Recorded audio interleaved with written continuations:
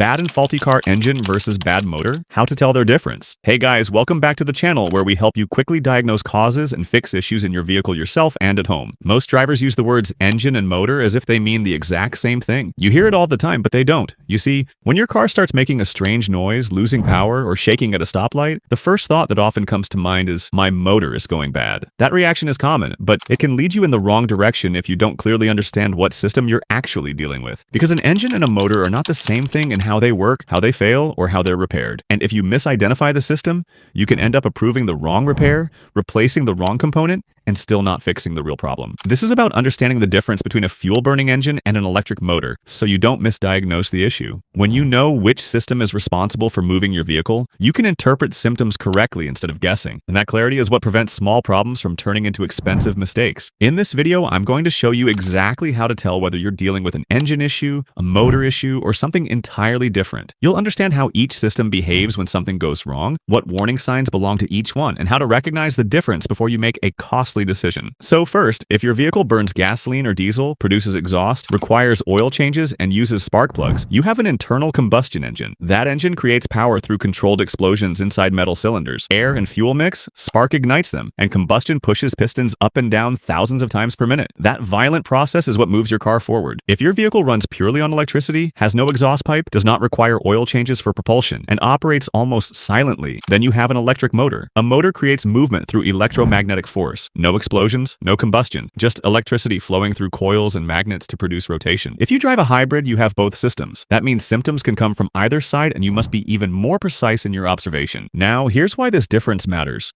When an engine begins to fail, it behaves differently than a motor does. The sounds are different, the smells are different, the driving feel is different. If you confuse the systems, you misinterpret the symptoms. Let's start with gasoline engines, because that's where most confusion begins. When a gasoline engine develops internal problems, it almost always gives you warning signs. One of the most serious is a deep knocking sound. This is not a light ticking noise from the top of the engine. It is a heavy metallic knock that gets louder when you accelerate. It can sound like someone hitting metal from inside the block. That noise often points to worn rod bearings or severe internal wear. If you hear that sound and continue driving, you are gambling with total engine failure. That is when you stop driving immediately. When you stop. Another clear sign is smoke from the exhaust. I am not talking about light vapor on a cold morning. I am talking about persistent colored smoke. Blue smoke means oil is being burned inside the engine. That usually indicates worn piston rings or valve seals. White smoke that does not disappear after the engine warms up can mean coolant is leaking into the combustion chamber, often from a failing head gasket. Black smoke means excessive fuel is being burned. Each color is a signal. None of them should be ignored. Loss of power is another critical indicator. If your car struggles uphill, hesitates when you press the accelerator, or feels noticeably weaker than usual, the engine may not be producing proper compression. Compression is essential for combustion. When compression drops, power drops. That can be caused by worn cylinders, leaking valves, or internal damage. Pay attention to how your engine idles. When you are stopped at a red light, the engine should feel steady. If the steering wheel shakes, the cabin vibrates excessively, or the engine feels unstable, it may be misfiring. A misfire means one or more cylinders are not firing correctly. That could be caused by spark plugs, ignition coils, fuel injectors, or something deeper. Repeated misfires can damage the catalytic converter, turning a small repair into a large bill. Overheating is one warning you never ignore.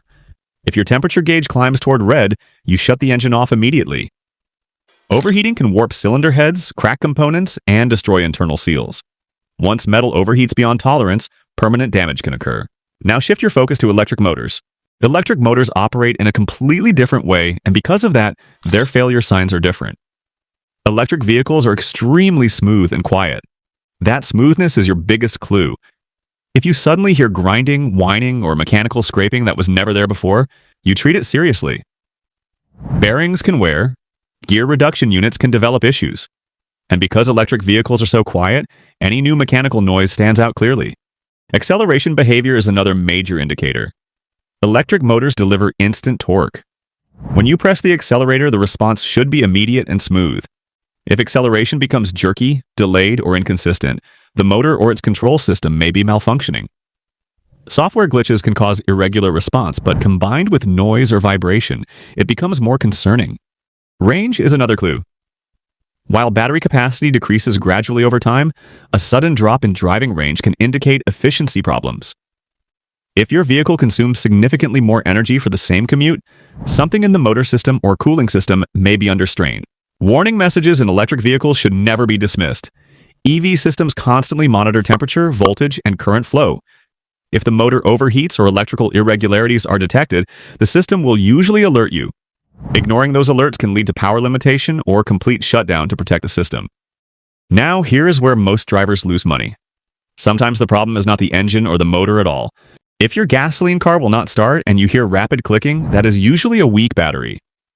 Not a failed engine. If the engine cranks but does not fire, it may be a fuel delivery issue. If it shifts harshly or slips between gears, the transmission may be the problem.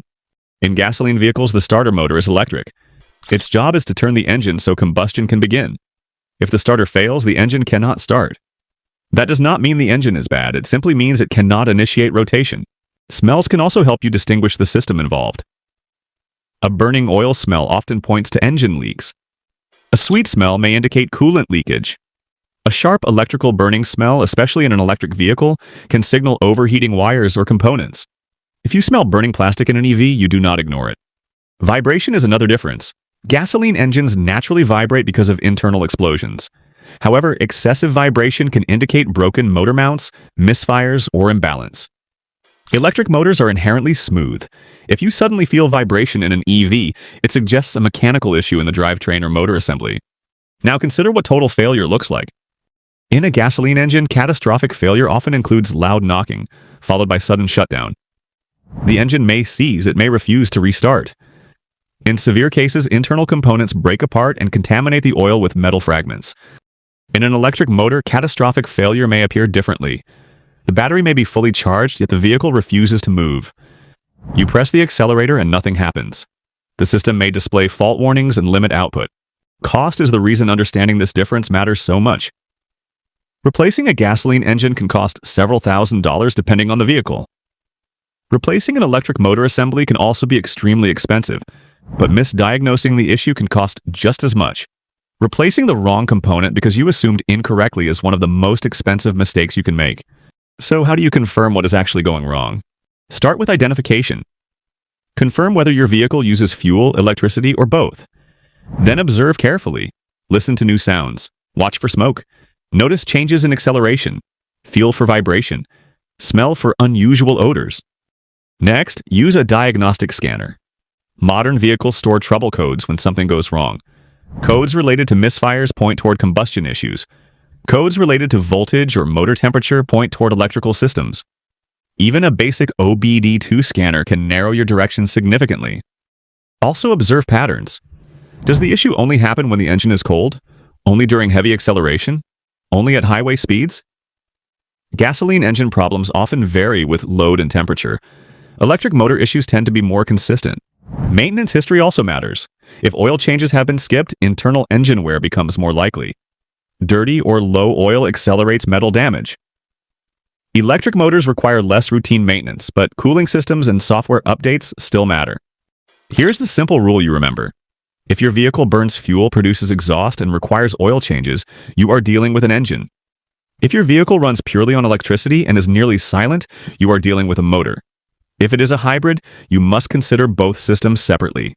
Strange sounds, warning lights, loss of power, overheating, smells, and new vibrations are not random. They are signals.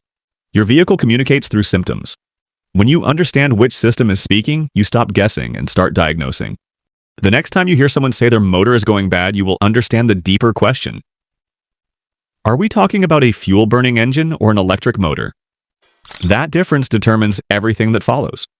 Now, if you find this video to be helpful, then check out our other video here, where we talk about the different signs and symptoms and how to correctly diagnose a bad converter versus a transmission problem.